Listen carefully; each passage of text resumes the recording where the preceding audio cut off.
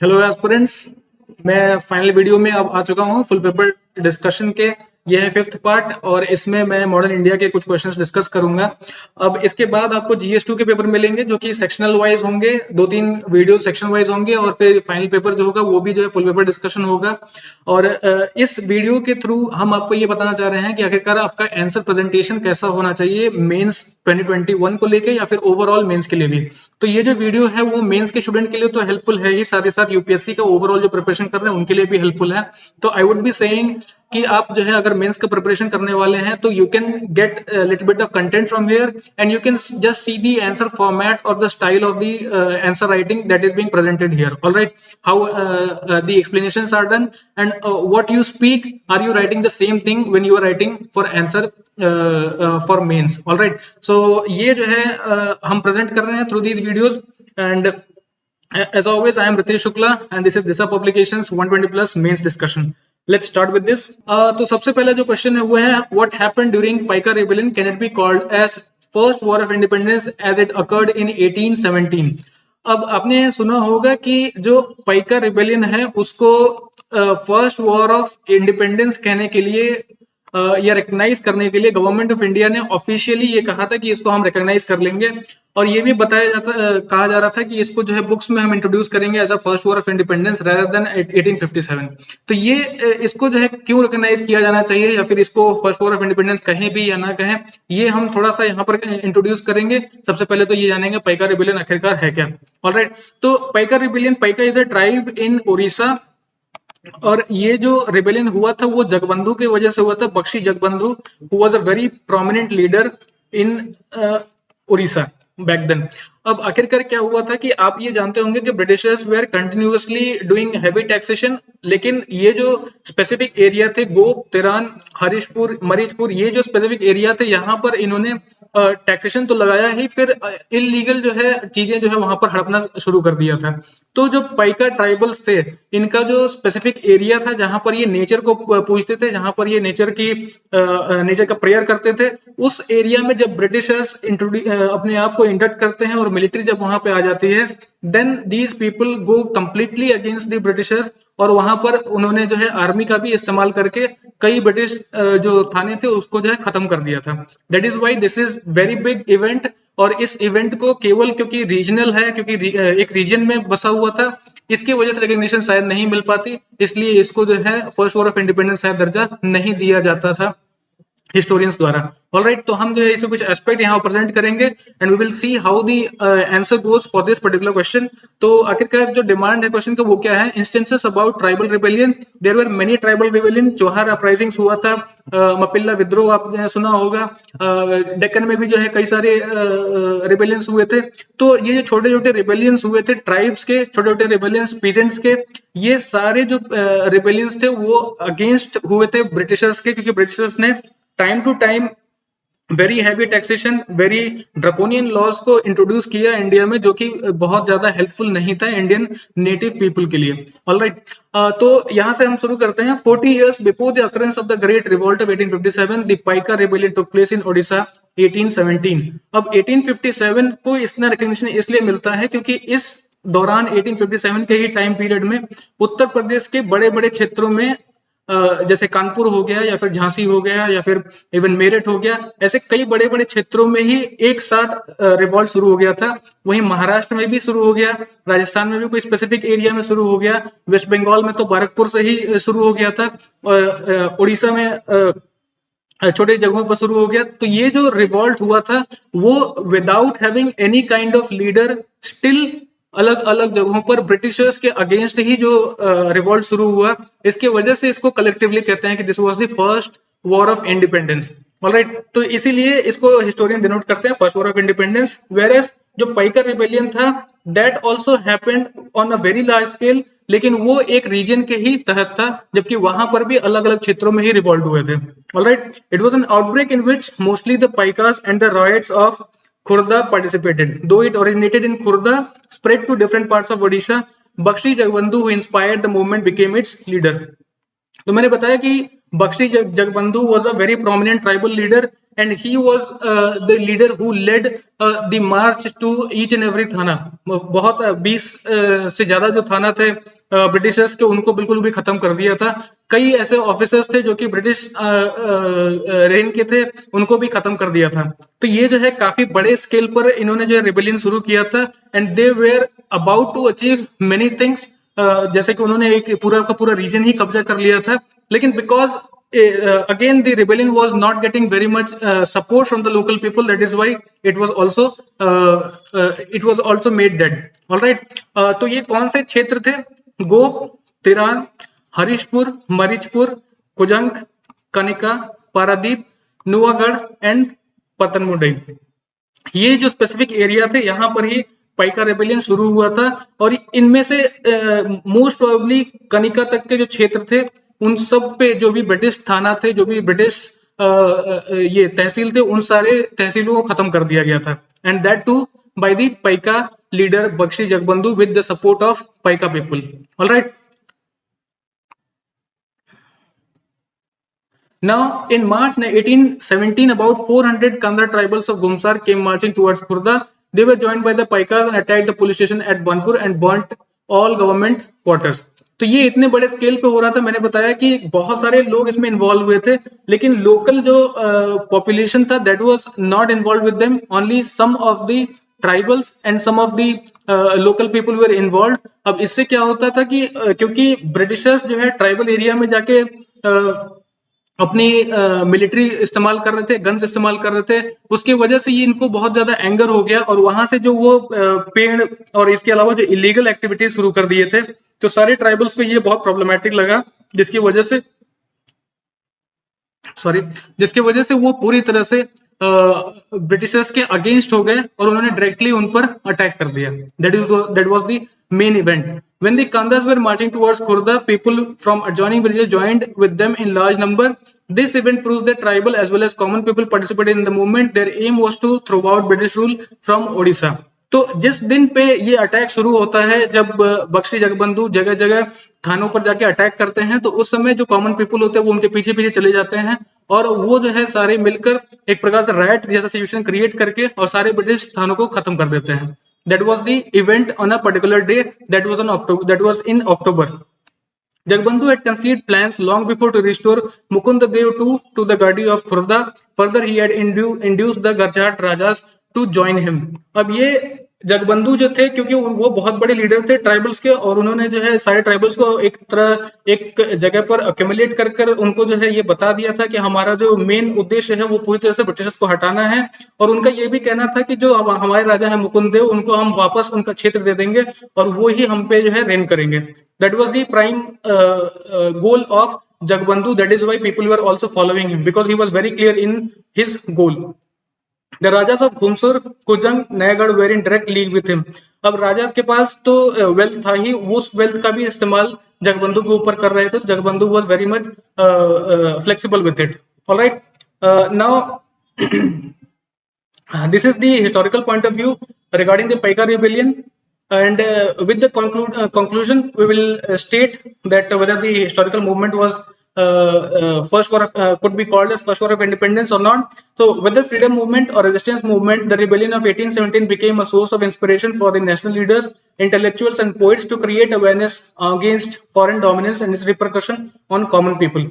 तो अब क्योंकि गवर्नमेंट ऑफ आज की जो गवर्नमेंट है उसने रिकॉग्नाइज कर दिया है कि this could be called as first war of independence, historians इसके और भी बारीक चीजों के बारे में पढ़ रहे हैं, उनको जो है जानने की कोशिश कर रहे हैं. तो जब जो है इसका इंट्रिकसीज अलग अलग जो है निकाल दी जाएगी, तो हो सकता है कि इसको रिकॉग्नाइज भी कर लिया जाए. लेकिन ये जो फ्रीडम मूवमेंट था, ये बहुत बड़ा रेजिस्टेंस मूवमेंट था, और इसको डिनाई नहीं किया जा सकता कि हाँ, this could not be the first war of independence for India, because this happened in a part of Orissa, which successfully is in the dominion of India right now. All right. तो ये कहा भी जा सकता है, लेकिन because government has not recognized until now, so we will have to be neutral about it. All right. This is the overall answer for this particular question. Let's move on to the other question. Okay. Now the second question is, analyze the nature of conflict between Debendranath Tagore and Keshav Chandra Sen. You would be knowing about Debendranath Tagore and Keshav Chandra Sen. only those people who are preparing for UPSC. I don't think that any other would be knowing about Ravindranath, because I do believe that you would be knowing Ravindranath, but you wouldn't know Debendranath or even Abindranath. So these are some of the people who you study when you study the Indian history. All right. तो आखिरकार देवेंद्रनाथ टैगोर कौन है, केशव चंद्र सेन कौन है, और इनके बीच का आखिरकार क्या कॉन्फ्लिक्ट था, we are going to discuss that in this question. All right. तो देवेंद्रनाथ टैगोर जो है ब्रह्मो समाज के इनको लीडर बनाया गया था आफ्टर राजा राममोहन रॉय, और लेटर ऑन केशव चंद्र सेन को इन्होंने ही खुद उसमें एक लीडरशिप का रोल दिया था। केशव चंद्र सेन को देवेंद्रनाथ टैगोर ने he seeing his liberal thoughts, इसकी वजह से ही इनको जो है एक लीडर बनाया गया था ब्रह्मो समाज में। तो देवेंद्रनाथ टैगोर इनके बीच में डिफरेंस वहां पर आ जाता है जब इनके लिबरल थॉट्स ये जो है ब्रह्मो समाज के प्रिंसिपल से टैकल करते हैं, तब जाके इनके बीच में प्रॉब्लम शुरू हो जाते हैं, और ये जो है केशव चंद्र सेन को जो है ये हटाने के बारे में सोचने लगते हैं। तो ये जो ओवरऑल लिबरल थॉट था that was going against the principles of Brahmo Samaj, ये बहुत बड़ा कारण बन गया इन दोनों के बीच के कॉन्फ्लिक्ट का। तो that is what we are going to present here. Alright, तो Brahmo Samaj was left to Devendranath Tagore to infuse new life into it and give the theist movement a definite form. Brahmo Samaj एक ऐसा इंस्टीट्यूशन था जिसमें हिंदुइज्म के जो बारीकियां थी, जो कि वेदा से अच्छी चीजें थी या उपनिषद से अच्छी चीजें थी, उनको इंड्यूस करके ये बताया जा रहा था कि Hinduism was not a bad religion, but because of the evil practices, because of the orthodoxy that came into the religion, इस रिलीजन को बिल्कुल बेकार कर दिया गया। तो इसलिए वो उपनिषद से, वेदास से कई सारी ऐसी पॉजिटिव चीजें लेकर और इसको जो है कंस्ट्रक्ट किया गया था। इवन अलग रिलीजन से भी ये कई सारी अच्छी अच्छी चीजें जो है मॉडर्न थॉट्स की चीजें जो है इंट्रोड्यूस करके इसको एक स्पेसिफिक इंस्टीट्यूशन बना दिया गया था, और इसके फीचर्स जो है स्पेसिफिकली कंस्ट्रक्ट किए गए थे। तो इस ब्रह्मो समाज में नई जान फूंकने के लिए देवेंद्रनाथ टैगोर को लाया गया था, ताकि इसका जो थीस्ट मूवमेंट है उसको कंप्लीट किया जा सके। Alright, Tagore joined the Samaj in 1842. Earlier, Tagore headed the Tattvabodhini Sabha. Also, Tattvabodhini Sabha was a spiritual institution that was also started by the Devendranath Tagore, which was engaged in search of spiritual truth. The informal association of the two sabhas gave a new strength in membership and purpose to the Brahmo Samaj. अब Tattvabodhini Sabha already was being run by Debendranath Tagore, और जब ये ब्रह्मो समाज के साथ आ जाते हैं तो क्योंकि ये भी स्पिरिचुअल ट्रुथ के बारे में सर्च कर रहे थे, स्पिरिचुअल चीजें के बारे में ऑलरेडी सर्च कर रहे थे, when he became the leader of the Brahmo Samaj, it gave a new impetus for the Brahmo Samaj people also, that we have got a certain kind of leader, जो कि इस पर्टिकुलर जो ओवरऑल फीचर्स हैं, जो ओवरऑल प्रिंसिपल्स हैं, उस पर बहुत ही अच्छा कार्य कर सकते हैं आगे के लिए, सोसाइटी के लिए। ऑलराइट, तो Tagore worked on two fronts within Hinduism. The Brahmo Samaj was a reformist movement outside the resolutely opposed the Christian missionaries for the criticism of Hinduism and their attempts at conversion. तो ये दो चीजों के बिल्कुल भी पक्ष में काम कर रहे थे। जैसे कि ब्रह्मो समाज था वो रिफॉर्म चाहता था हिंदुइज्म में, मैंने पहले ही बताया,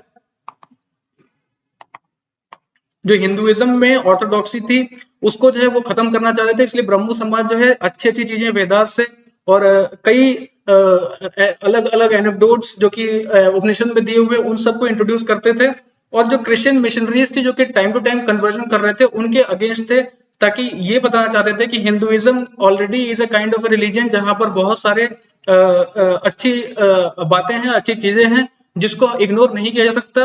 इविल प्रैक्टिसेस की वजह से अगर कोई प्रॉब्लम खड़े होते हैं तो उसको जो है कोई स्पेसिफिक पर्सन को कन्वर्ट नहीं होना चाहिए।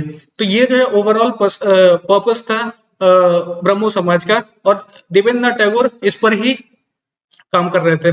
Alright, now the second part, Tagore condemned idol worship. उनका जो है स्ट्रेट अवे ये कहना था कि आइडल वर्शिप नहीं होनी चाहिए। Discourage pilgrimages, ceremonials and penances among the Brahmos. Under his leadership, branches of the Samaj were established in various towns and Brahmo masses spread in the countryside of the Bengal. तो टैगोर क्या करते थे कि वो idol worship को बिल्कुल भी condemn करते थे, और जहां पर भी तीर्थ यात्रा करने की बात होती थी उसको भी डिस्करेज करते थे कि तीर्थ यात्रा करने की जरूरत नहीं है, भगवान जो है हमारे ही हृदय में है और हमें उस सच्चाई को पाना होगा। That was the concept that Tagore believed in. ठीक है, फिर आखिरकार केशव चंद्र सेन कब ज्वाइन करते हैं उसके बारे में जानते हैं। Keshav Chandra Sen join Brahmo Samaj in 1858 soon after Tagore appointed him Acharya of the Brahmo Samaj. तो देवेंद्रनाथ टैगोर ने खुद ही इनको इंट्रोड्यूस किया था और उनको जो है एज एन आचार्य ब्रह्मो समाज में इंट्रोड्यूस किया। और the energy vigour and persuasive eloquence of Keshav popularized the movement and the branches of the Samaj were opened outside Bengal in UP, Punjab, Bombay, Madras and other towns. अब क्योंकि Keshav Chandra Sen was very much eloquent, he was very clear in what he was wanting with the spiritual thoughts, और ये सब चीजें जानने के बाद उनको जब आचार्य बनाया गया था तो केशव चंद्र सेन भी अपने आइडियोलॉजीज को लेकर अपने थॉट्स को लेकर काफी क्लियर थे और वो बाकी सारे शहरों में भी इसका जो है प्रभाव डालने के लिए इंस्टीट्यूशंस वहां पे खड़ा कर रहे थे। That is why he was very much popular. तो Keshav liberal and cosmopolitan outlook brought about a split in the Samaj, क्योंकि वो काफी लिबरल थे, बहुत सारी चीजों को वो इंक्लूड कर लेते थे अदर रिलीजन्स के भी without giving a very perfect thought, very comprehensive thought to those things. That is why इसकी वजह से इनके बीच में और देवेंद्रनाथ टैगोर के बीच में कुछ स्पेसिफिक प्रॉब्लम शुरू हो गए थे। Under Keshav influence the Samaj began to cut itself from Hindu moorings. अब क्या हुआ कि केशव चंद्र सेन का ये कहना था कि जो कास्ट सिस्टम है हिंदुइज्म में उसको बिल्कुल भी फॉलो नहीं करना चाहिए, इंटरकास्ट मैरिजेस हो जानी चाहिए, कई ऐसी जो पॉपुलर चीजें हैं जो कि लिबरल थॉट से आती है उसको बिल्कुल एक्सेप्ट कर लेते थे। ये चीज देवेंद्रनाथ टैगोर को बहुत पसंद नहीं था, क्योंकि उनके अनुसार ब्रह्मो समाज जो है वो कास्ट को तो भले ही डिनाई करता है लेकिन वो एक स्पेसिफिक फॉर्मेट है, स्पेसिफिक इंस्टीट्यूशन है जो कि एक स्पेसिफिक प्रिंसिपल के बेसिस पे चलता है, रादर देन हिंदुइज्म के जो प्रिंसिपल बेसिक है उनको अपोज करना। इसकी वजह से केशव चंद्र सेन और देवेंद्रनाथ टैगोर के बीच में कॉन्फ्लिक्ट कंटिन्यूस हमें दिखाई देता है।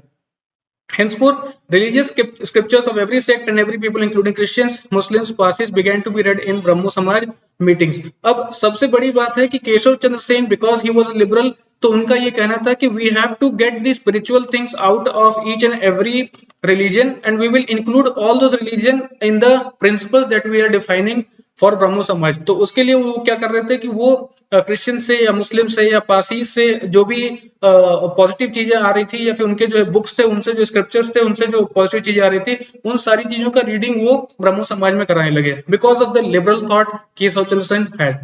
Alright, now what were the differences in ideologies between the two?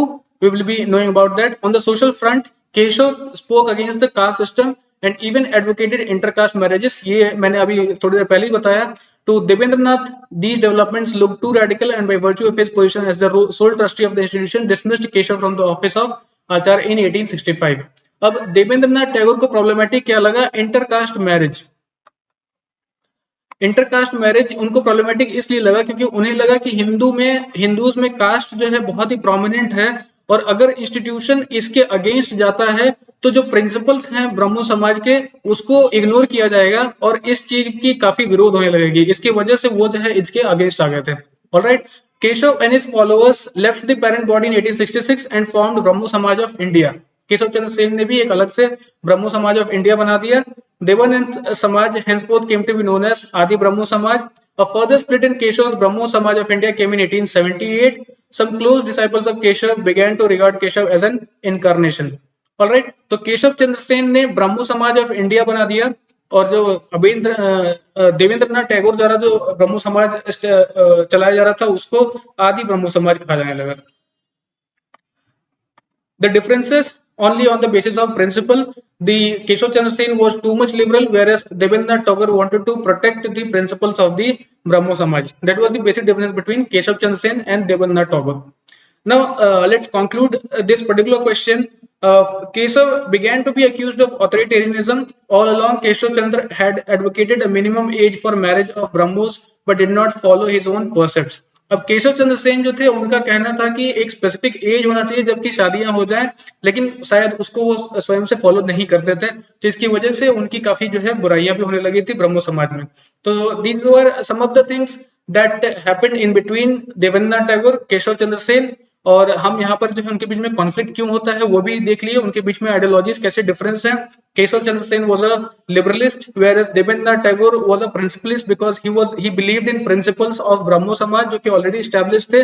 ये जो है बेसिक डिफरेंस दोनों के बीच में देखने को मिलता है, और कैसे दोनों ने अलग अलग अपने इंस्टीट्यूशन स्टैब्लिश कर दिए through this answer presentation we have already stated that. So this is a perfect answer for this particular question. If it is of 15 marks, I'm definitely sure that you would be getting around 12 to 13 marks for this particular question. All right, आप चाहें तो इसको presentation और better बनाने के लिए specific area बता सकते हैं जहां पर ये institution start हुए, लेकिन वो भी बहुत ही irrelevant होगा. लेकिन if you want to present it, if you have some thought in your mind, you can just put it. All right, this is the conclusion of the video, and I will be winding up the overall full paper discussion of GS1, and with this video I will be concluding. Thank you for watching this. Stay home, stay safe, and keep learning. And also I will be saying that GS2 के भी videos अभी आएंगे, तो you just need to continue the videos so that you can get an idea that how you are going to present your answers while you are going for the mains exam,